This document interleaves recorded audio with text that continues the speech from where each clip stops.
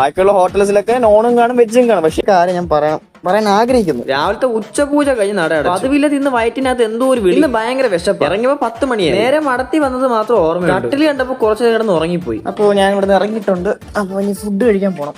അപ്പോൾ ഫുഡ് കഴിക്കാൻ പോകണം പറഞ്ഞപ്പോഴാണ് ഒരു കാര്യം ഞാൻ പറയാൻ ആഗ്രഹിക്കുന്നു. കാരണമല്ല, സിമ്പിൾ കാര്യമാണ്. ഞങ്ങൾ ഈ ശാന്തിക്കാരൻ ഫുഡ് കഴിക്കുന്നതും അല്ലെങ്കിൽ ഒരു വെജിറ്റേറിയൻ ആയിട്ട് ഒരാൾ ഫുഡ് കഴിക്കുന്നതും തമ്മിൽ നല്ല വ്യത്യാസമുണ്ട് കേട്ടോ. വേറെ ഒന്നുമില്ല, വെജിറ്റേറിയൻ ആയിട്ടുള്ള ഒരാൾക്ക് ഏതൊരു ഹോട്ടലിൽ വേണമെങ്കിൽ ഫുഡ് കഴിക്കാൻ പറ്റും. പക്ഷേ ഒരു ശാന്തിക്കാരന് അത് നടപടി അവിടെ കേസല്ല. അവൻ എവിടെ കയറി ഫുഡ് കഴിച്ചാലും അല്ലെങ്കിൽ ഒരു ശാന്തിക്കാരൻ എവിടെ കയറി ഫുഡ് കഴിച്ചാലും അത് പ്രശ്നമാണ്. ബാക്കിയുള്ള ഹോട്ടൽസിലൊക്കെ നോണും കാണും വെജും കാണും. പക്ഷേ ഒരു സാധാരണ വെജിറ്റേറിയന് അവിടെ കയറി ഫുഡ് കഴിക്കാൻ പറ്റും. പക്ഷെ ഞങ്ങൾക്ക് അത് കഴിക്കാൻ പറ്റില്ല. പക്ഷെ ഞങ്ങൾ വെജ് കഴിച്ചു കഴിഞ്ഞാൽ ചോദ്യങ്ങളാണ്. അയ്യോ, ഇവൻ എന്താ ഇവിടെ, ശാന്തിക്കാരൻ എന്താ ഈ കടയിൽ, ശാന്തിക്കാരൻ ഇവിടെ ഫുഡ് കഴിക്കാവോ, ഇവിടെ നോൺ ഉള്ളതല്ലേ, വെജിറ്റേറിയൻ ഫുഡ് കഴിക്കുന്ന ആളെന്ന് ഇവിടെ എന്നൊക്കെ 100 ചോദ്യങ്ങളാണ്. പക്ഷെ നിങ്ങൾ മനസ്സിലാക്കുന്ന കാര്യമുണ്ട്, ഞങ്ങൾക്ക് വേണ്ടി ആരും ഹോട്ടൽ ഇതിനു വേണ്ടി തുറന്നു വെച്ചിട്ടില്ല.